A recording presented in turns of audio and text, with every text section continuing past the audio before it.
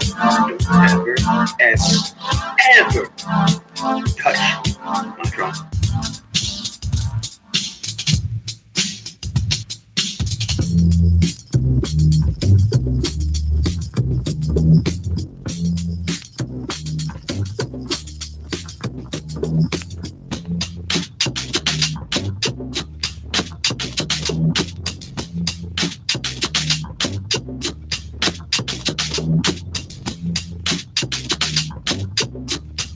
So what is Stoicism?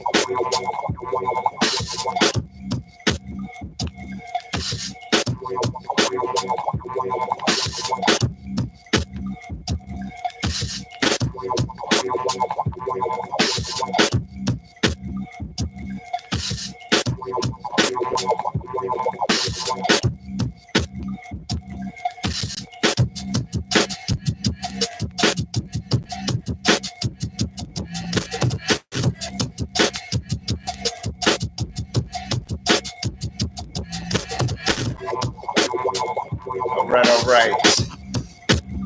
This is James Boyd, the host of The Boyd, and this is another week, so another Boyd. Welcome. Got a folks on our live show right now. Welcome. Two very, very special people on this earth. We got one person on Facebook.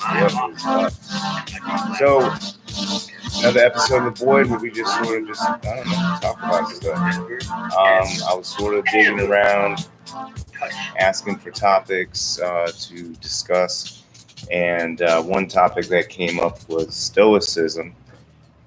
I'll be honest with you, I really don't know much about the Stoics or Stoicism. I know it's a philosophical term, and that, you know, the general premise behind it is that you are whoa, why don't I have camera? Uh-oh. All right, bear with me for a second. Anyway, so Stoicism, basically you are focusing on virtue. So it's like basically if virtue was everything, like you didn't care if you were, let's say, even to die, as long as it was in pursuit of the highest virtue. And so that part of that is like, you really like you withhold a lot of emotions, because unless they help you be virtuous, then they're useless. Like especially stuff like complaining. If you have control over a situation, then control it. If you don't have control over a situation, then you can't control it. So why bitch about it, right? So there's really no point in bitching about anything. All right, come on. Where is, something about trying to run one of these shows is like, I guess like anything else, it requires maintenance, and this equipment is falling apart. So I hate to plug it, if you happen to have any extra equipment or whatever, and you want to help out the Boyd podcast, know that it is welcome, because this computer is going to die in like an hour. So it looked like that's what happened last time. We had a guest on, King Sick, unfortunately started losing everything, lost the camera, lost the Skype feed, and then eventually I think the whole thing's just sort of melted down. So hopefully that doesn't happen.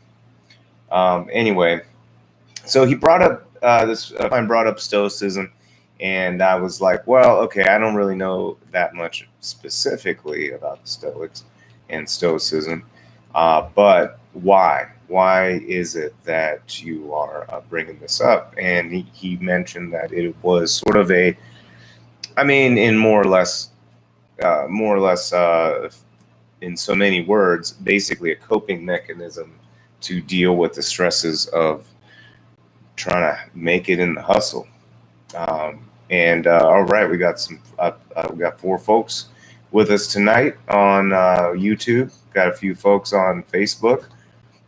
Thank you all for joining. Family of 7 very important people on this huge earth full of people. All right, so Superfan Chris, what's up? Superfan Mike, what's up? Superfan Jay, what is happening, my man? All right, thank you guys for jumping on. So in order to sort of, I guess, catch us all up on the idea of Stoicism, and we're going to sort of expand the conversation outside of Stoicism itself specifically, unless you guys sort of direct the conversation towards, more depth into that philosophy.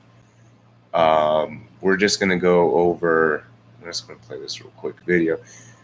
He actually sent me this video to sort of describe what Stoicism is. So let's. What is Stoicism? Here, At the most literal level, it's an ancient philosophy from Greece and Rome. But when people hear philosophy, they think that it's not practical, that it's not for them. And in fact, Stoicism is the most practical of all the philosophies. The entrepreneur Tim Ferriss would say that it's like a personal operating system. And I think that's why people like Marcus Aurelius, who's the emperor of Rome, Cato, who's the senator who challenges Julius Caesar, why great writers and artists and entrepreneurs and soldiers throughout history have used this philosophy. It's because it helps them solve the problems of life. If we're trying to capture Stoicism in a single quote, it would be hard to do better than Marcus Aurelius. He says, objective judgment now at this very moment, unselfish action now at this very moment, willing acceptance now at this very moment of all external events. That's all you need. The 3 disciplines then are basically the discipline of perception. That's how you see things. That's the discipline of action. That's what actions you take in the world. And then will, how you endure and bear the difficulties and suffering of life. So Stoicism was founded in Athens by Zeno in the early 3rd century BC. He's actually a merchant. He suffers a shipwreck. He loses everything, and he discovers philosophy in the process. And then the 3 sort of next most famous Stoics, I think, illustrate just how diverse a philosophy this is. You have Marcus Aurelius, who's the emperor of Rome, the most powerful man on earth. You have Epictetus, who was born a slave and would go on to found his own school. And you have Seneca, who's Rome's most famous playwright, but he's also a political advisor, and he's also one of Rome's richest men. And so in a way, it's this philosophy designed for both extreme adversity, right, a former slave, and then also extreme success. You have power, you have wealth, you have influence. Unlike some philosophies which are sort of removed from the world, they're theoretical, Stoicism is designed for the man and the woman of the world. The Stoic is in the marketplace, in the Senate, on the battlefield. It's making a great work of art.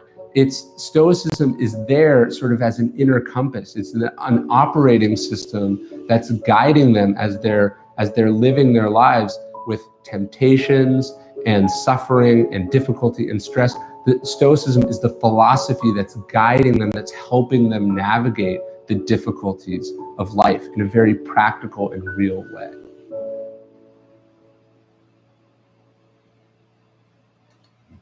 All right, there you have it. So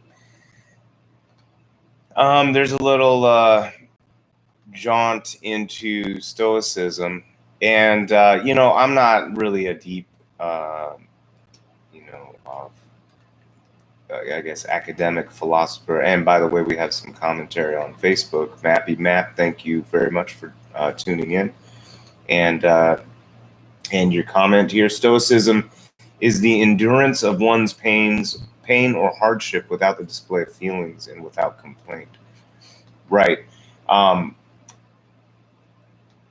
Let's see. Yes, indeed. Thank you for the contribution. So, I mean, that's definitely one component of Stoicism, right? Why is that? I guess the Marcus Aurelius is quoted a lot as sort of a primo Stoic because one of the reasons is in the irony of that, seeing that definition and seeing that Marcus Aurelius, the once basically most powerful human being on earth at the time, was what hardship did he really have to endure in that sense? You know what I mean? So that's sort of the irony. So here we have the definition that we, Maddie Mapp said. Basically, I'll say it again: Stoicism is endurance of one's pain or hardship without display of feelings and without complaint. And here he is, the most powerful person ever during that time, and could kill someone or have them or do whatever. I mean, have the most power, money, anything. And in that context, still felt the adherence to this Stoic hold to virtue, that virtue and the moral sense of what is right and just, sort of this natural idea, something that is accessible and something that's born of our rational thought as humans. There's an interesting thought process behind philosophy in general, and then also Stoicism, especially when in the video they talked about was it Epictetus or Epictetus or however you say his name, I don't remember. He was a slave and spoke in Stoic terms, where Marcus Aurelius is the opposite end of that and holds to Stoic virtues. So instead of allowing all power, allowing access to all power fully corrupt him, as the saying goes, that power corrupts and absolute power corrupts absolutely. Marcus Aurelius shows us through his Stoic beliefs that he was able to sort of thwart those temptations. And that's another thing about Stoicism, is it's a really a focus on a natural state of being. Superfan DJ has joined us. Thank you for tuning in. If you have something to throw into the conversation, please remember you're welcome to jump on the live chat or follow the Skype link in the description, and you can Skype in and we can talk about whatever you want to talk about. But I started thinking about, okay, why is this? Why is this sort of philosophy something that came up now, and as a mechanism to deal with the grind and the hustle, and it really does fit certain things. Like, for instance, Stoic philosophies are generally a type of thought that you would impart on, say, soldiers, for instance, to endure through the things that they don't have control over. So whatever's happening is happening, and therefore, if you can't control it, it's just going to happen. So you let it happen, and you don't complain about it, because that would be worthless and useless. And you don't. The emotional component of the experience is not as important as the rational component of the experience. And so that works for some people some of the time. And I think that's where Stoicism sort of falls apart, is that there are irrationalities that humans sort of have built into them, probably because of sort of deep natural tendencies that we have, that sometimes our rational brain fights against these tendencies, but we still poop and we still stink and we still have sex and secrete and all of these things that animals do, right? All of these weird things. So we have a blend of this escape from the natural way and this this sort of anchor that is tied in our genetics that the Stoic is always at odds with, I believe. Now, some people aren't. Some people are naturally capable of being sort of these Stoic, statuesque in a way, statuesque figures that are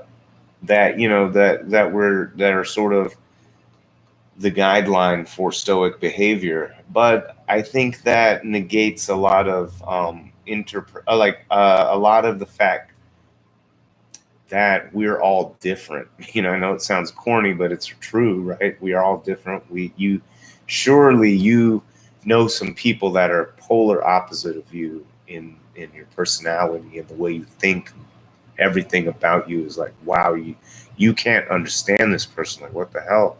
But these are still human beings. They're probably still countrymen or women, whatever you want to call them.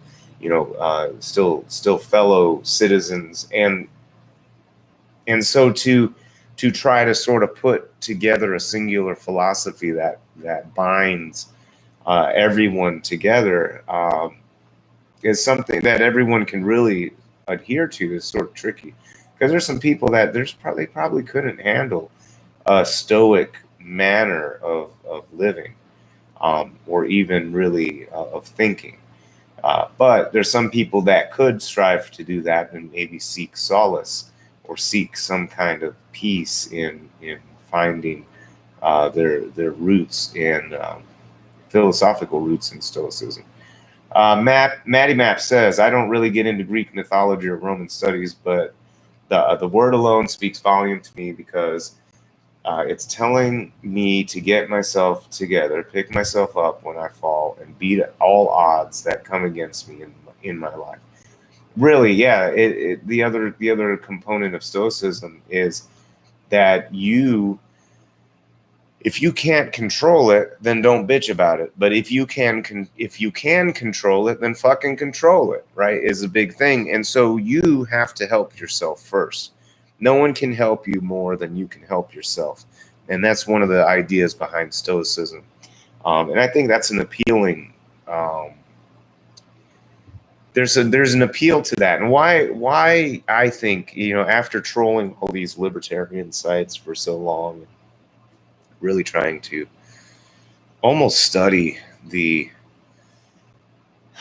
minds of the people who are deeply ingrained in that philosophy. And if there's some libertarians that are tuning in, please throw some knowledge down. But trying to talk to some of these guys, there's, I think, this almost martyrdom towards this notion of work, of like, I don't know.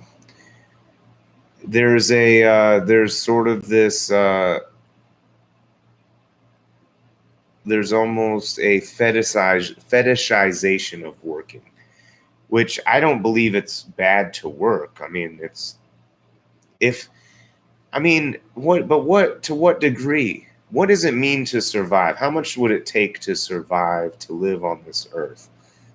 Especially now with technology, if you could find a way to purchase technology that would enhance your ability to live on this earth, how much work would you really have to put in? If you had to put in 5 hours of work every day, tilling a field and tending your animals, would that be, is that too much? Is that too little? 5 hours a day, and you only had to, let's say you only had to do that 6 days a week, took a whole day off, 6 days a week, 30 hours a day. I'm just saying, because like, if you were self-subsistent, the earth, if you're living off the earth, or if you're living through natural process, it doesn't care about what you want for a weekend and stuff. So you might have to live within those confines. But I mean, should you try to fetishize and working harder than that? If that's enough to subsist and keep your family alive on this earth, you know, and then what else? What else is it? I mean, of course, there's a consumer culture that we have that probably doesn't allow self-subsistence to be enough to live on this earth anymore. That living on this earth isn't enough. That you have to acquire something or leave something or something. What is it? What is it? I think we've all been sort of tricked into believing that our worth is tied to how much money we can acquire before we die. I don't know. You guys tell me if that's true or not. And, you know, part of, I think, this draw to Stoicism or why, and, you know, someone jump in and talk about it. I think it's a way to say, you know, I'm dealing with a shitty situation, bitching about it does nothing. So how do I move forward? And that's, you know, that can apply to the slave and that can apply to the emperor. The interesting thing about Marcus Aurelius is he had a basically like a diary, more or less. And one of the things, I didn't read it myself, but from some of the critiques of it and people who've read it, they found that he was a pretty lonely guy. So the most powerful guy in the world. I mean, not ever, but I mean at the time, right? Most powerful that you could be, and very lonely, right? Why is that? He has no equal. So, or at least in the general perception, right? Because in general, why does anyone ever talk to Marcus Aurelius, right? Because he is the most powerful person. So he's always being used for someone's good or someone else's good. You know what I mean? And that's where I think he becomes suspect of all interactions. So then he basically can't really I don't know, trust anybody. So he ends up being extremely alone by him, you know, because there's no one he can really talk to or work, you know, connect with honestly. And I think people like celebrities or very rich people, I'm sure Jeff Bezos feels that way. However, do you feel Jeff Bezos works in a virtuous manner, a la Marcus Aurelius? Now, I don't know that much about Marcus Aurelius. For all I know, he was trading in slaves or something, or doing some crazy shit. I don't know. But supposedly he, in 19 years of ruling as the most powerful person, right? Basically, I mean, the ruler of the Roman Empire, he ran that shit. And he didn't do any crazy shit. He just ruled through virtue, through what he believed was virtuous. All right. So Chris says, Superfan Chris says, we've been tricked into trading in our time and energy, as well as our happiness, to earn money, to purchase things we don't need. Right. Well, how do we stop that? If we know we're purchasing things we don't need, then why are we doing it? What's motivating us? And I think I have some theories behind that. I believe the propagandists, the PR people, the marketing people, the ad wizards, ever since the creation of Edward Bernays' treatise on mass manipulation of a public sphere, they've only been getting more and more complex and more capable of manipulating the public, and sometimes in that manipulation, we get caught up. We just get caught up in that in what tickles, whatever types of little things tickle our deep nature, things that were deeply seated, that are deeply seated in our capacities or who we are. All right, Maddie Matt says, I don't know if you remember me, but I met you a while back when they locked that young kid up in Jacksonville when that fight broke out in Hemming Park. It just hit. Oh yeah, I remember Maddie Matt. Yeah, you know it's funny. So here I am, because I go to this. I remember there was sort of a demonstration about this kid getting locked up because it was. I remember there was this like alt-right dude doing some kind of thing, and then some altercation broke out between this dude and this other guy, and then the police get all buck wild on the guy that's not the white supremacist alt-right guy, and for some reason they basically are protecting the alt-right guy. And I found, I found that very disturbing. So I went out to the demonstration to see what was going on, and it was funny. People there thought I was a cop, and they didn't want to walk too close to me. It was, but it was all right. I understood, so I just sort of kept on moving, Then I hung out at the police station to see. I just wanted to see what. There was here I saw my fellow citizens airing a public grievance to the government, and I wanted to see what this process was like, and basically the government could give a fuck, and that was pretty disheartening. So it really got me thinking more about what's going on in the in general, as far as politics, as far as the system goes, as far as how the government can interact with its populace and these kinds of things. And it's a hard, you come up with hard truths, like the truth that you have to be part of the solution, that you have to go show up, that you have to be part of the government, that you have to raise your hand and do some shit that you might not want to do, like run for a stupid ass office or some shit like that. And it's probably full of bullshit work and whatever. And the people that are drawn to it, they want the power, the prestige, and they're the absolute opposite people that you need running for that. But then you realize, I don't know. It's then you realize some crazy shit like, okay, well, if I want to be in politics, could I really, or could anybody, who's going to do it? Like people like AOC, bartender, gets caught up with a large organization to help mobilize mobilize for candidacy, and it ends up working. So if you could do that kind of thing, that brings a lot of hope to some folks for getting involved, but you got to want to do it. And part of me is like, man, I wish I could do something like that. Part of me is like, man, I don't know if I really want to do that. Shit, I can't even grow. I'm still trying to grow this this YouTube channel to more than 50 subscribers. Got 4 more. But if we could get some more traction, maybe there is some hope in there somewhere. All right, so Jay said, I got tired of the grind, 15 years of working 4 jobs to pay for a house and a pool and an HOA. I try to be stoic and follow minimalism. I learned to live with less and reduce the grip of the banks. Yeah, interesting. And I think more and more people are seeing this sort of alternative, which is an alternative way of life to the consumerist way of life that we've all been caught up in.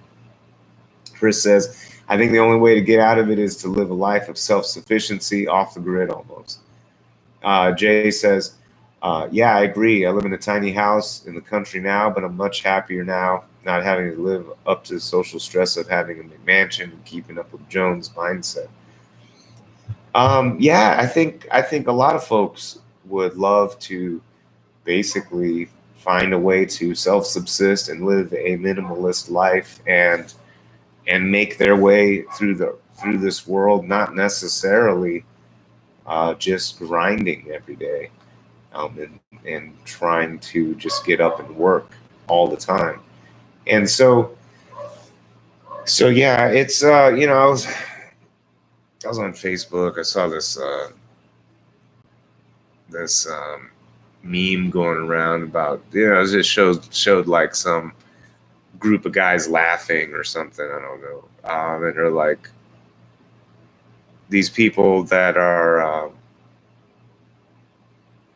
a group of guys laughing, and there's a headline in Yahoo News or something that people that are working more than 50 hours feel burnt out. And there's a group of people laughing about it, like, oh, haha, I work more than that. You guys are wusses. Oh, da da da. Look at my martyr. Look at how much I'm a martyr for whatever I do. And why the fetishization for dedicating a big chunk of your life that you've not stolen, but let's call it that, to your children. I mean, your family, people that love you, whatever. How about that time you're not spending with them while you're chasing this fetishization of your work?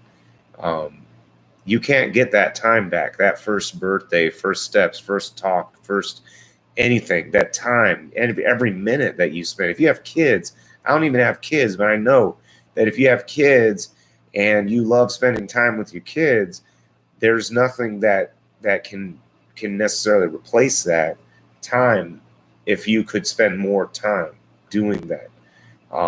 And so it doesn't make sense. We have this sort of really sort of whacked out culture where half of us or a lot of us fetishize how much we work, while negating our family, negating our communities, and social structures.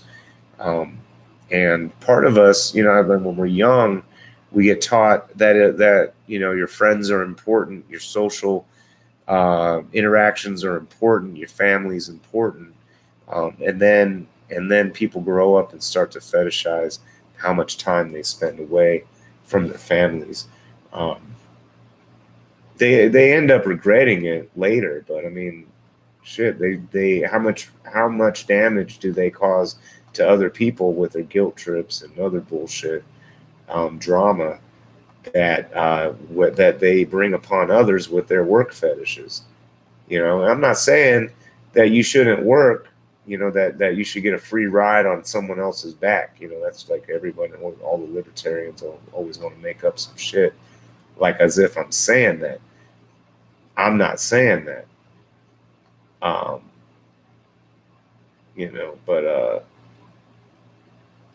But that's how it always goes. There's always, there's not really a actual honest discussion about it. It's always goes to some absurd, slippery slope, stupid shit. All right, let's see what else we got. We got some good comments coming along. DJ Forte says, rich guy on YouTube says it's two people, the employee mindset and the entrepreneur. I'm tired of sweating for little pay. Jay says, exactly, DJ. Well, there's something deeper to that, though. And this is something where a lot of folks roll their eyes because we start having to get into some deeper not socioeconomic, well, they are socioeconomic, but basically labor and capital relations.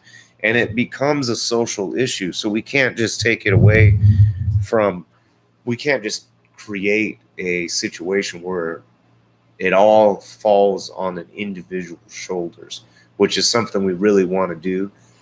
Oh, I remember. I was going to say part of the work fetish is this notion that other people aren't working, and somehow by me working harder than them, that I, the martyr, am carrying them somehow. And it's sort of a convoluted construction, but I believe that this is the true motivator, that by me saying that I work 60 hours a week, that I am saying that you don't care about your family as much, for instance, or you're not sacrificing as much, or you're not as hard a worker, or I don't know if it's something about the Protestant work ethos that's sort of carried down since the creation of this country, or what it is exactly. But it's sort of it's a twisted mindset because you lose all of, there's only one of you. So why do you dedicate so much time to your employer and so little time to your family? And those become questions. I like to ask these people that brag about how much time they spend, when sometimes maybe the kids don't really want whatever it is that the money buys. Maybe they actually want time with their father or mother. So yeah, rich guy mindset. So one of the things to talk about too, or the rich guy employee mindset versus entrepreneur, one of the things that we have to realize that a lot of times when we look at our choices of how do we make it in this world, we either are looking for the most lucrative way of being exploited by someone else, meaning we are employed by someone else. So I don't care if you're getting paid $500,000. If you're getting paid $500,000 by someone else to do some work for them to make money off of you, you're being exploited, right? You can call it an arrangement or whatever, but they're making money off of you. So in that arrangement, you are being exploited in some degree. Now, some of us, we can agree to some level of exploitation. Like, hey, it's fair. I'm good with that amount. And so we enter into some of these agreements. But there can be extremes to this, right? This is where we see people like, with mutual agreements that we're okay with. People selling their children during the Depression, kids working, people working under conditions where they'll die, and they're okay with that. Things like that, because they're so desperate that they're willing to agree to terms and conditions that are pretty atrocious, right? This is a situation that we've been in our history before. And so something to think about is, should we maintain a system where your main escape from being exploited is to create a method of exploitation of your own in order to find employees for you to exploit? So now you can become the exploiter. So that becomes this sort of cycle of exploitation instead of cooperation and partnership, right? And that's sort of a part of the sickness, I think, that leads people to need things like Stoicism to make them deal with these arrangements that, hey, it's outside of my control, but I got to work the best that I can within the system I'm working in, and I'm allowed to work in. And that's definitely a coping philosophy, because you're dealing with some shit. The world that we're living in has its ebbs and flows, and we're in an ebb right now. We've gone through a flow. We're on the downturn to a point where we could return either back to people dying at work and child labor. It sounds hyperbolic, but we could go towards that trajectory, or we could realize that there's got to be a better way that we can handle stuff. Either we look at the signs, or we wait till people are jumping out of windows and killing themselves like they are in China and other places. It's up to us what we want to do. And part of what we're doing with this show is talking about this kind of crap, right? So it looks like we've got some folks joining us on Facebook, and I've got 5 folks on YouTube. Thanks for joining. Please jump onto the comments, write something down. Talking about Stoicism, talking about the grind, talking about all this shit, talking about those people that like fetishize work, fetishize, making these sort of like, I don't know, like these statements about how much time they spend away from home, and as if that's the good thing to do, right? All right, so got some more comments. Let's see what we got. DJ says, I'm doing the dance of working, building my credit, and getting back into real estate. Yeah, that's definitely a tricky thing to do, to try to balance all that. Jay, ignoring our families to work 120 hours a week, maybe in the next generation is trouble. hey, yeah, as much as one generation complains about the next, guess who raised them? Who did it? Who did they learn it from watching? Right? They learned it from watching you. That's why they got cigarettes in their room. Okay. DJ Forte says, I'm going to start buying lottery tickets. I mean, some people. The reality is, looking at the stats, the chances of you becoming a multimillionaire through the lottery are about as good as becoming a multimillionaire by opening a business. So, a first-time business. So, some things to think about, right? Because already know the majority of businesses fail, right? That's first-time businesses. A lot of people have to fail up to 3 times before they see any kind of success. So, important things to think about. All right. DJ says, I remember I used to work 40 hours and it changed. The employees don't have to pay for lunch, so my hours went to 37.5 hours. Yeah, and they're gonna play games with your pay and hours because there's fewer and fewer worker rights that are going on right now.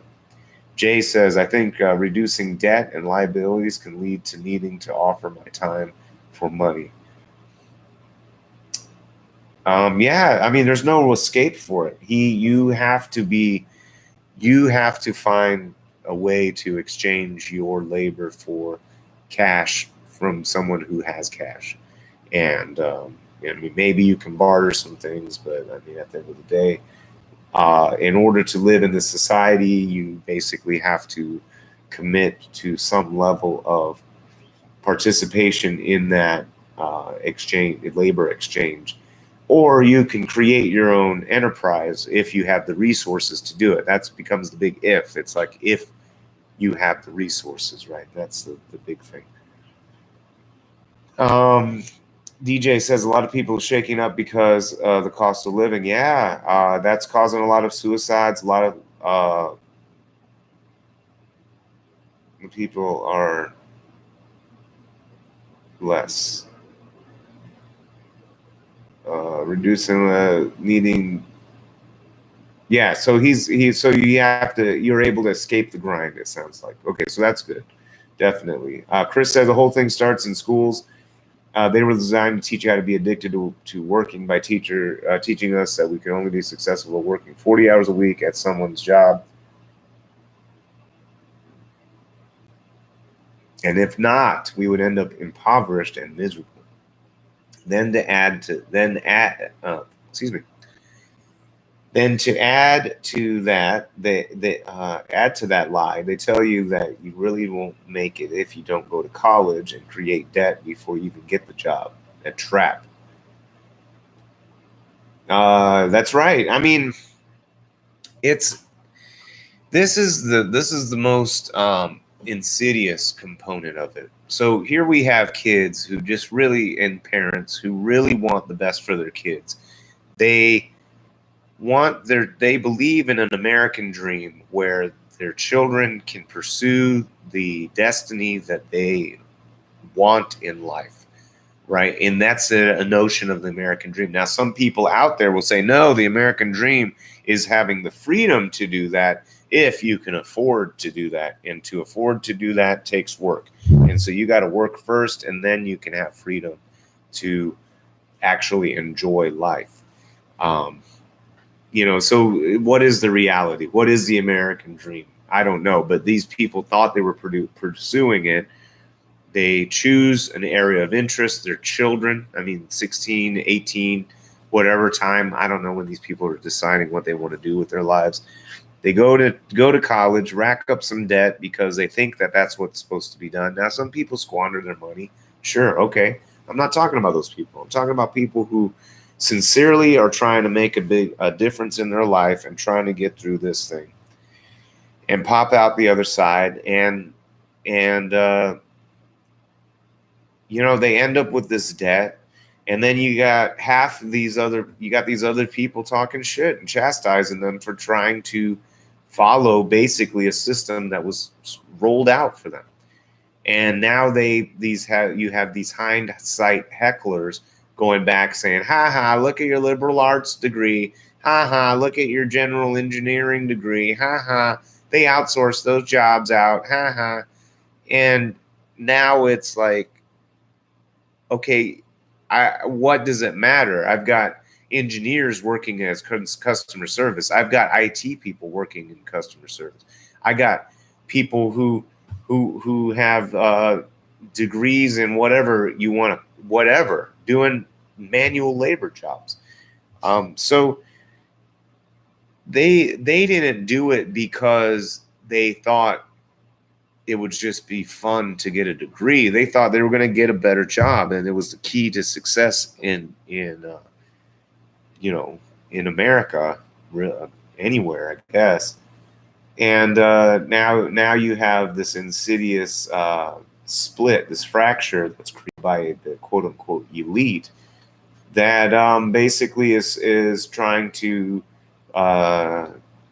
divide and split the population,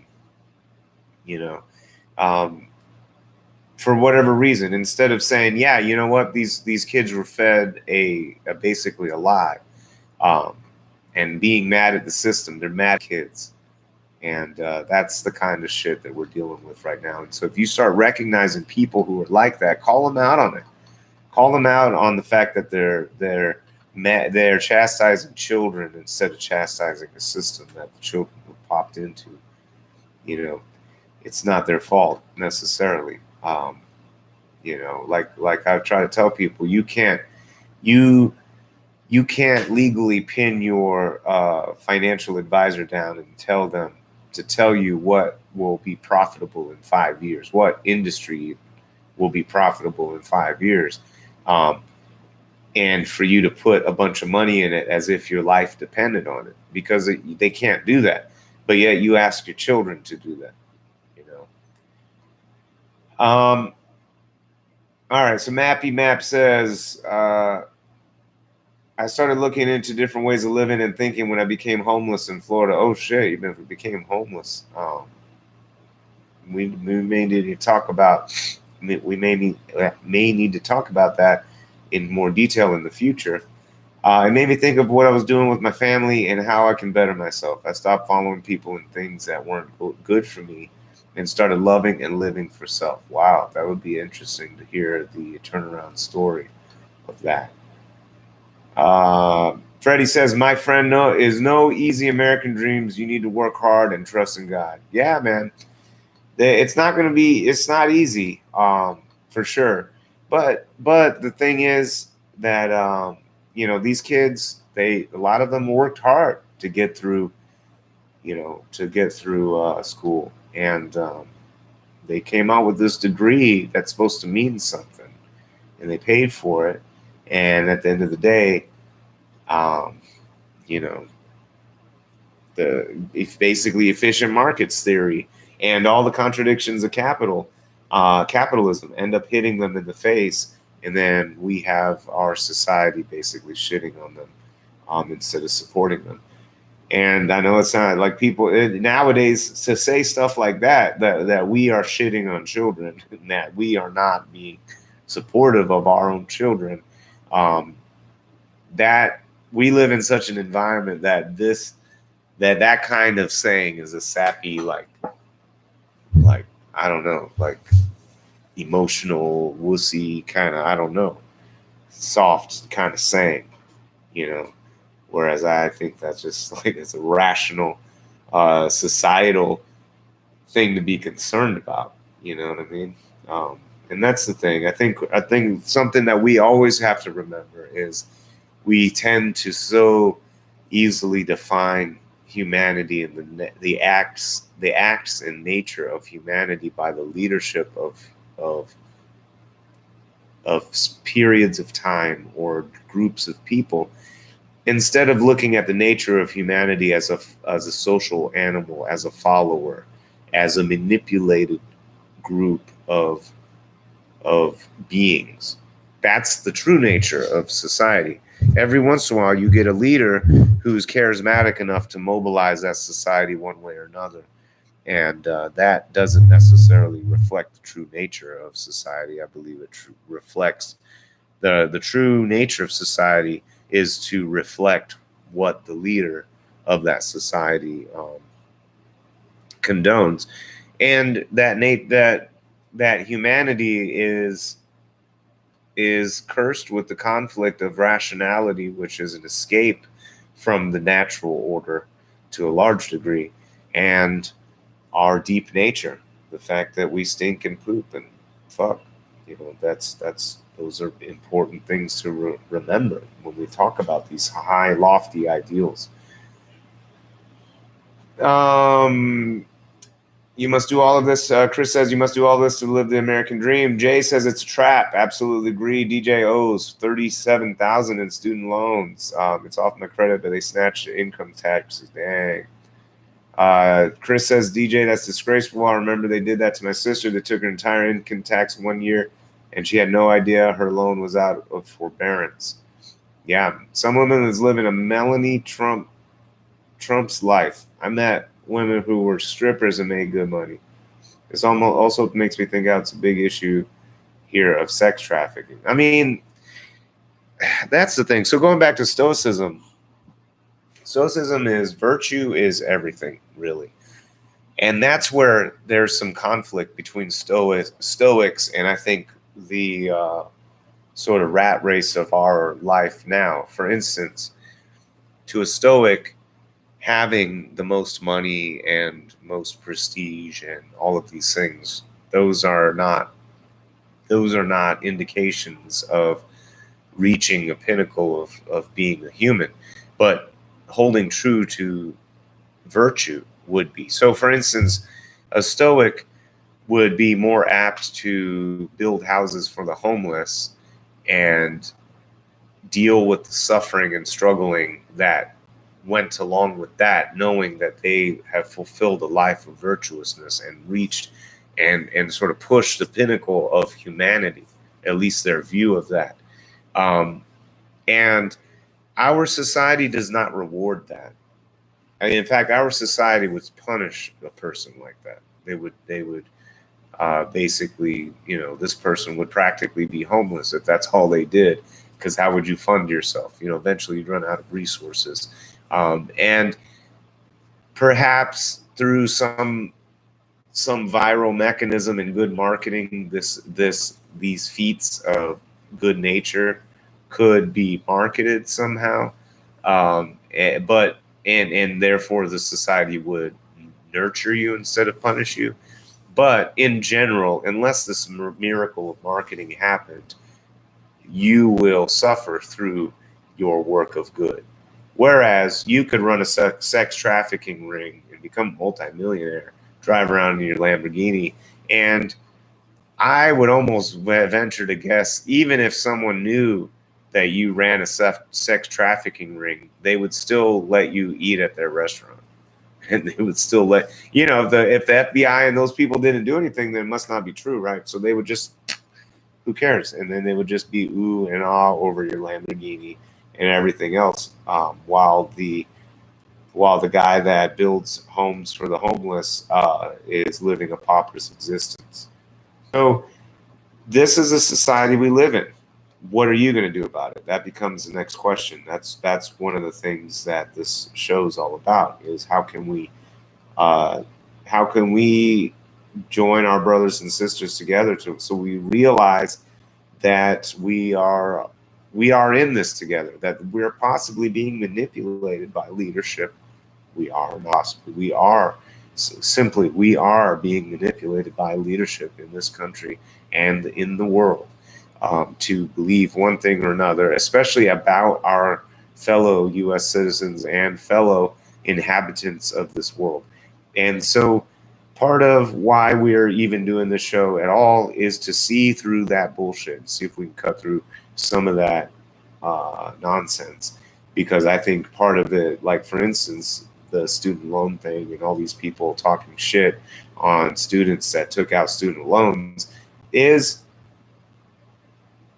a social phenomenon that we've got to help control, because if you agree that people should be shit on that have lived through this experience, then let's talk it out, because I don't agree with you. And so let's discuss this. All right, looks like we got a couple people on Facebook. Put some comments down. Thank you, Freddie, for your comment. Thank you, Maddie Map. We should definitely chat in more detail about your experience being homeless in Florida and what that's like, and how you're doing now. Well, you're doing well enough to be tuning into the void, so that's a blessing. Chris, superfan Chris says, I believe many people are stoic by nature, yet the pressure from society limits them from living that life in its true sense. Build houses for the homeless or low-income families for a small ROI, or flip to big investors, etc. Oh, okay. Yeah, flip. Okay, build houses for homeless or low. Okay, for small return on investment, or flip to big investors, etc. How do you balance it out?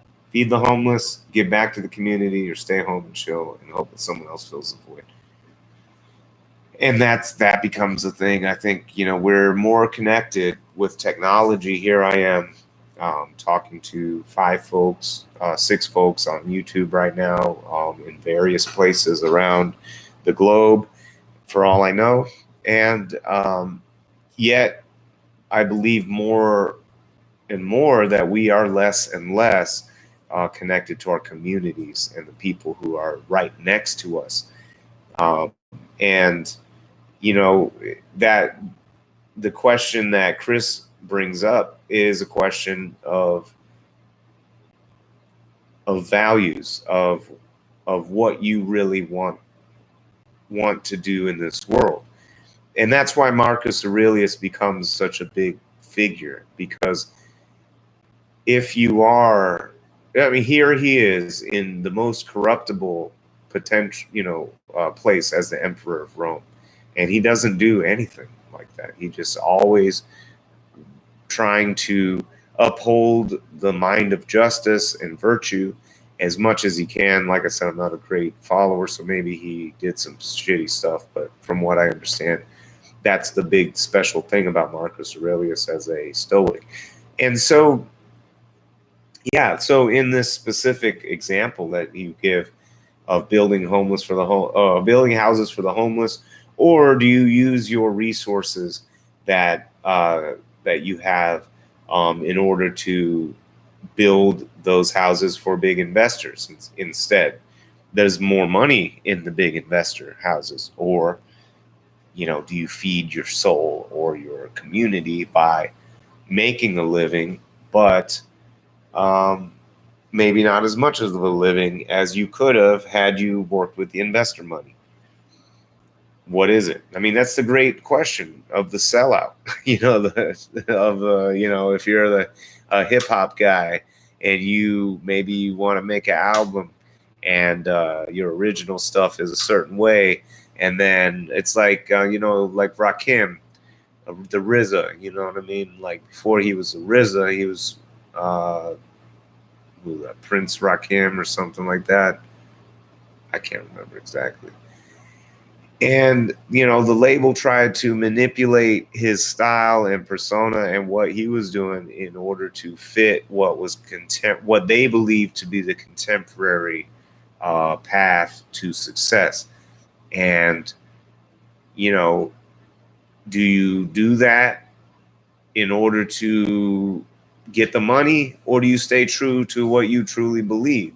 That's always the big question. Or like the artist, any artist, maybe you draw pictures that are a certain way and you have a certain fan base, but then this other person says, hey, if you draw these other pictures, maybe you draw pictures of, like, I don't know, blood and skulls or something, right? And there's like this super hardcore fan base, and that's really what you love doing. You see visions of blood and skulls, and it's like somehow you make these crazy art forms, and like it really resonates with people. But someone's like, hey, you really have dope skills, but if you drew the same thing except made it flowers and sunshine, that would sell. So then you do a flowers and sunshine painting, and boom, it sells. So now all you're doing is flowers and sunshine paintings. Sure, it's paying the bills, but is it really what you want to do? Is it, you're using a resource and an ability and a capacity that you have for what? To what end? To serve yourself? To serve who? The community? To serve investors? Is there a way to balance it? Is there a way to serve investors and then turn around and use that money to serve the community? Is there a way to have an investment force on one end and have a nonprofit force on the other end, while one sort of chomps through the community in a way, gentrifying it, possibly flipping houses for investors? The other side is sort of bringing home prices down by creating discount homes for locals in the community. I don't know.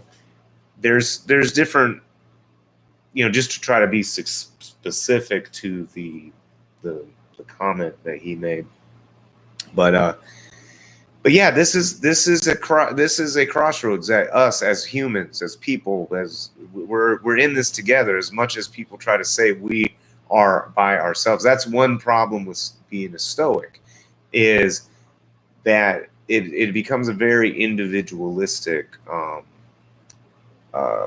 way of being, and sometimes instead of reaching out to someone else for help or bringing people together to help each other, they suffer alone, and they seek to do things on their own in some cases. It's not always like that though, but it can be that way, and that's something that I think Stoics have to really watch out for. That's why sometimes having a philosophy that's deep one way or another sometimes can be problematic, as long as you are, using whatever as sort of this guide. And I think zealousy, being a zealotry, a lot of times where we really get in trouble. We get overzealous with our message. All right, so it looks like we lost everybody on Facebook. It's all right. We still got some folks, 5 people on YouTube. Thank you for joining. Like, share, get the viewership up, subscribers up. We only got like 46 subscribers. It'd be really cool to get some more folks involved, so then we can have some really in-depth discussions. And the whole point, remember, is to get everyone talking together again about this stuff and keeping it real, and sort of wading through the bullshit, because Lord knows there's a lot of bullshit to wade through out there in this world, right? Let's do it together. All right, DJ says, do you think we should kick our kids out at 18 years old? I think kids are different. I think all kids are different. Some kids, sure. I mean, you kick them out as soon as possible. If the law gives a statute at 18 years old, that's sort of what we've sort of agreed to together. If we want to change that, we should change that. But yeah, I think some people aren't ready at 18 years old. I think some of that comes from our parenting. Some of that comes from social conditioning. There's a mix of both. Parents work within the social conditions because, they don't want to get reported or whatever from what, sometimes just yelling at your kid is enough to get you reported to somebody. And I think that's where the government's getting a little too, like, we really got to review how much we let the government do things or how we're doing it. You know what I mean?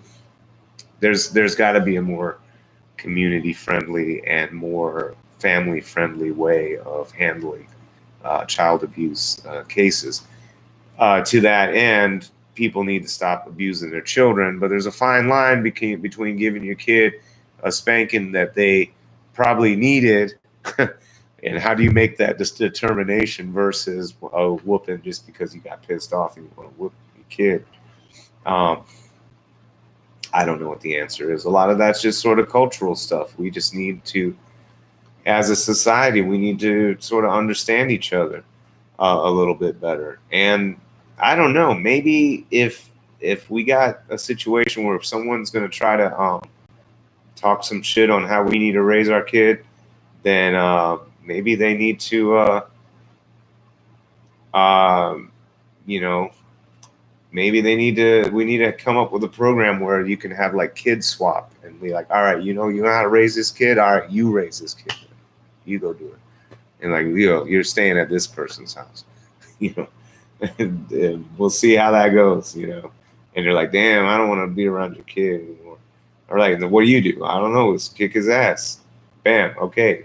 Maybe that'll change everyone around, and then we'll get to kids getting spanked again.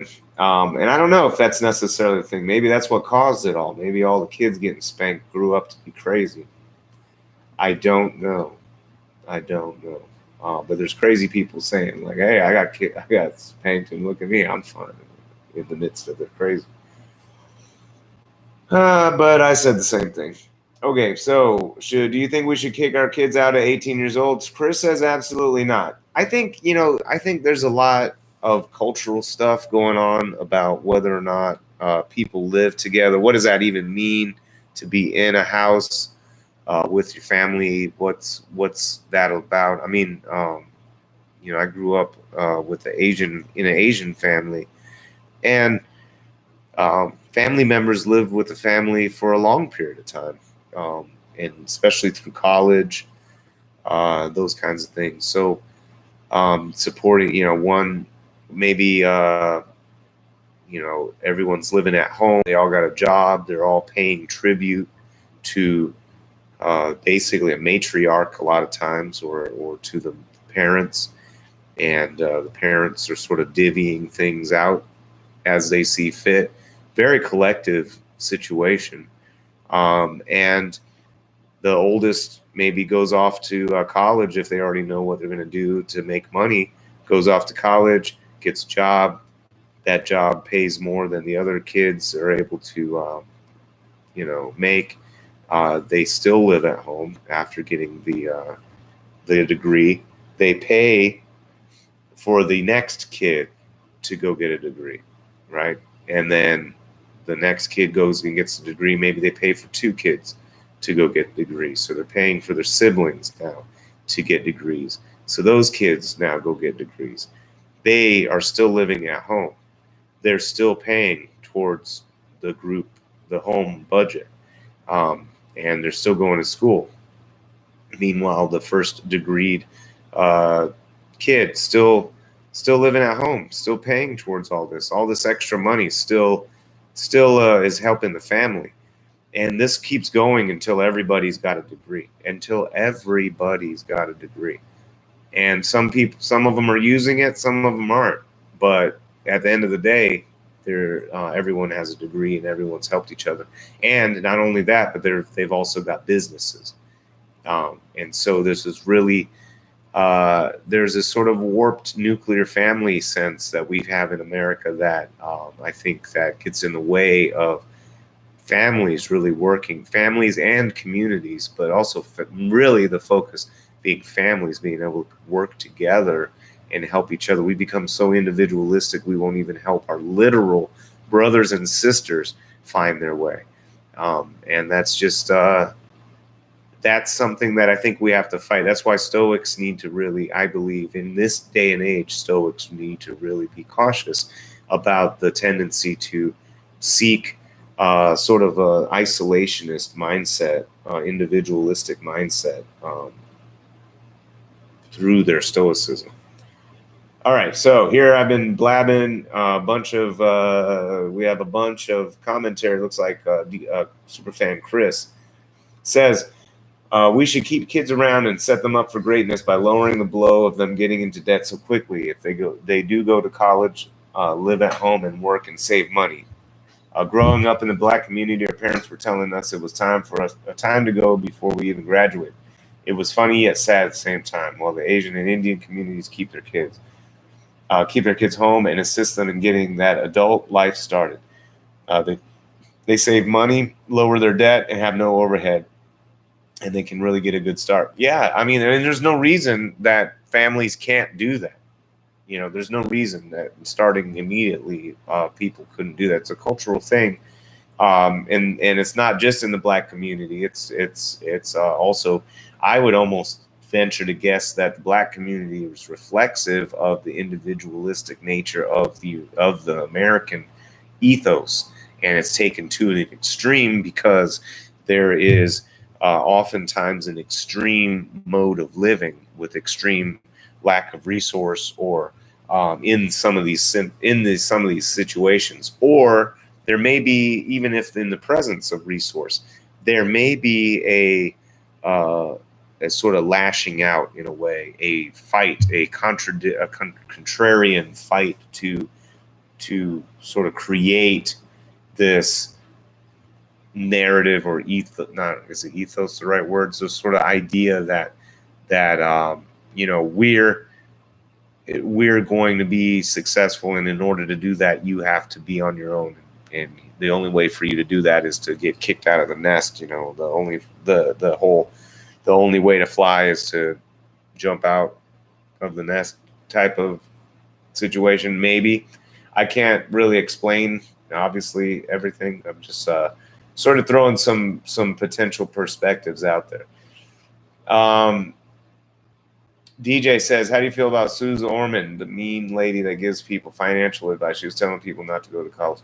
I mean, these people are oftentimes pretty much hacks with what they say. It depends on the situation. You know what I mean? It's hard to, each person's financial situation is a little bit different. And every person is a little bit different. It's like anything. She might say don't go to college, but okay, well, what are you going to do in the workforce if you don't go to college? If some of these jobs, one of the first things that the HR rep is going to do is going to filter out everybody without a degree. That limits your capacity to find a job. So it's not that simplistic. If they tell you to go find a trade, well, okay, maybe. Well, what trade? Who's to say that your kid's not going to run into the same situation they ran into with something else? You know, maybe you say, okay, we'll go be an electrician or a plumber, or go do these things. And then you realize being a plumber sucks ass. And you have to get dirty and deal with people's toilets and the shit they throw down their drain. Or you want to be an electrician. Okay, now you're underneath a house and you're dealing with dangerous situations, and you might almost die, and you're, whatever, and you're dealing with all sorts of crap, and it's not fun. And some people don't want to do that stuff. And some other trades, but by the time all of these people stop going to college and then try to go into these trades, then these trades aren't going to be paying anything. Half of them want an internship or some type of apprenticeship anyway, in which you're barely getting paid anything. So a lot of these people present very few actual real solutions, because the problem is a systemic problem. The problem is not something that individuals can simply find a magic bullet or find the hack in the game to win the game. Some people can, but that's not something that's the whole point of a hack, is that only certain people know the hack. The mass population doesn't know it. So there's solutions that a lot of these people put forth aren't general solutions for the mass population. They're only for certain people that it could actually work for. All right, let's see what we say. Chris says, Suze Orman is right in what she says to an extent. I advocate that if you plan to be a doctor, dentist, attorney, engineer, etc., then college is a must. It is justified in the cost. Outside of that, it is a debt creator. DJ agrees. Chris says, but this is all dependent on the mentality of our society changes, which as long as money can be made, it will be difficult to change. Yeah, I don't know. I think there's possibility of change. I think that it can happen. It takes dialogue. It takes people being willing to stand up for what they believe in and being able to explain what they believe in. Marcus Aurelius said something along the lines of, that humans are a social creature. You either teach them or you put up with them. And we need to start looking at ourselves as like we're in this together, and looking at, even though we disdain, especially philosophically, as people that we need to try to somehow bring over to our rationalization.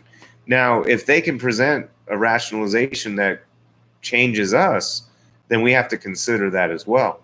But, that doesn't mean that it's right. It just might mean that we need to look at maybe our understanding of our own position isn't strong enough, and we should seek to understand it even more.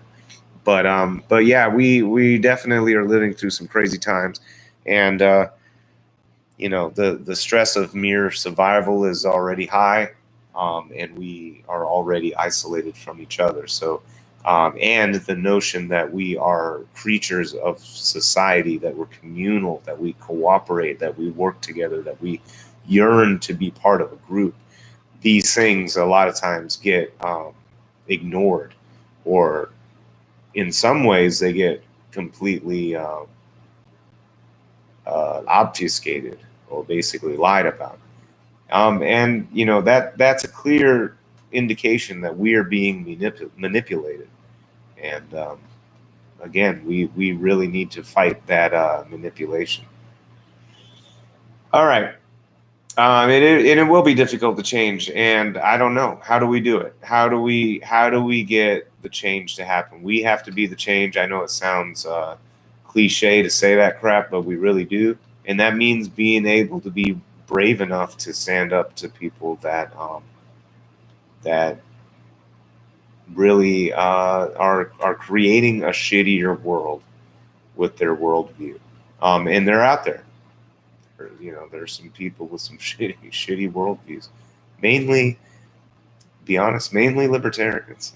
So, but I mean, I would love, in fact, if there's any libertarians out of the 6 that are on right now or in the future of those listening in the archive, please, if you know someone who would love to debate about their libertarian tendencies, please get in touch. DJ says, I talk to many people who have degrees but have jobs that is not in their field. I have a degree in accounting, and I'm in the hotel hospitality field. Yeah, I worked in finance without a degree, and I was teaching people in my classes from all sorts of places. So here we had people with communications degrees, with all sorts, any degree you want, engineering degrees, finance degrees, accounting degrees. We had people with financing degrees that couldn't pass the financing test. We had people with literally like theater and play, what do you call it? Like theatrical degree type stuff. There was a puppeteer. Someone had a master's in puppeteering. I didn't even know there was such a shit thing as that, but fuck. And he was working in the customer service section of the financial firm. So it's basically a scam to get you to buy into this thing. However, that's what it's become. It shouldn't be that way. Seeking an education shouldn't amount to that. It's a capitalist twist on something that humans naturally do. We naturally learn, and we learn from each other. Education is simply learning from each other, right? And it's been taken and twisted by capitalism into this sort of perverse mechanism of making money, and for you to try to make a bet or a gamble on what will make you money as a participant in the future. So pretty shitty. Chris says, just if there's no such thing as currency, you simply did what you were gifted in and barter and traded for goods and services.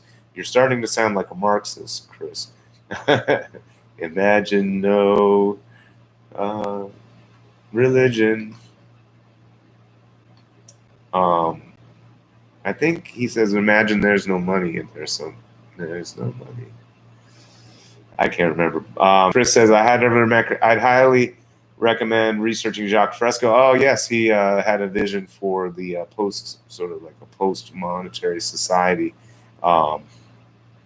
And I believe I can't remember the name of it, but it was the Zeitgeist stuff was sort of based on some of his ideas. And I think that a lot of that was about resource-based economics and things like that.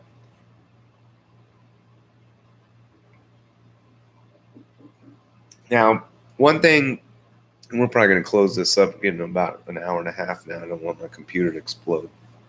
One thing about Jacques Fresco and the whole resource-based economics thing, after I looked into it, was, even if we get to a point of full automation, there will still be some level of human interaction to help guide some of this automation. Maybe there's some level in the future where a humanoid robot basically replaces the need for humans at all.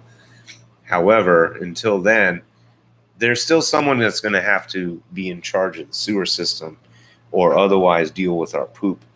And how will you determine who this person is? And if they volunteer, how will you ensure there will always be volunteers? And how will you also, to some degree, and this is maybe possibly a trap of our own human understanding of the world and human conditioning now because of the contemporary forces that we have been living under for so long. But how do you sort of incentivize somebody to clean said poop? Now, some people have said if it would result in the future of resource-based sharing and that type of future, then I will raise my hand to be the person in charge of cleaning the poop system and the poop machines, etc. But for the most part, a lot of the people that say, hey, well, yeah, we can go resource-based, and yeah, the people that have to clean the poop, maybe they get a little extra resource. Oh, wait a minute. So now we have created a sort of disparity and or basically a currency in which we were trying to escape from this type of incentivization and or also the differentiation via currency. Anyway, that was something that always bugged me about the resource-based economics. However, that could be pretty interesting. But yeah, DJ says bad enough computers are replacing us. Yes, everything. Automation is an inevitability. Karl Marx even talked about this back in. Adam Smith brings this up to a degree in 1776 in The Wealth of Nations. Karl Marx brings it up in Capital, Das Kapital, I guess, but in his book Capital, about the fact that automation eventually creates a situation where you don't need as much labor. And so in the future, if you don't need labor, then the laborer becomes in a higher supply, and therefore their value, if viewed as a commodity, becomes less. And so therefore humans become worth less and less and less. And then next thing you know, you're selling your children because you're going to starve. And that happened before, right? He watched that happen. That's why he wrote those books the way he did, because he saw what was happening in England in the Industrial Revolution. He saw what was happening in the United States. He was in correspondence with Abe Lincoln. Abe Lincoln saw what was going on. So it's just, I don't know. It's one of those things. We have to really think about this as a society. Most of us haven't been told about these things. You're not taught about the realities of our system that have been observed hundreds of years ago, very acutely observed. But this information is not put forth in a very honest and forthright way. In fact, it's almost always manipulated, almost always taken out of context in order to push a specific narrative of consumption and of the basically that that upholds the status quo and justifies the status quo. So, all right, looks like, has my computer frozen? I think something might have happened. I don't know.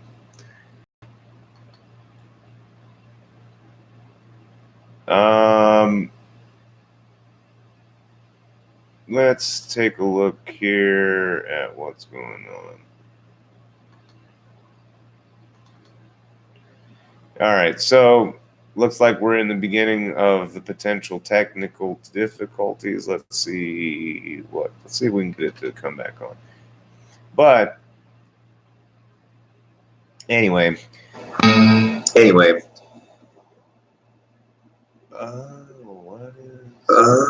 What is going on? All right, looks like my camera is. Try this again.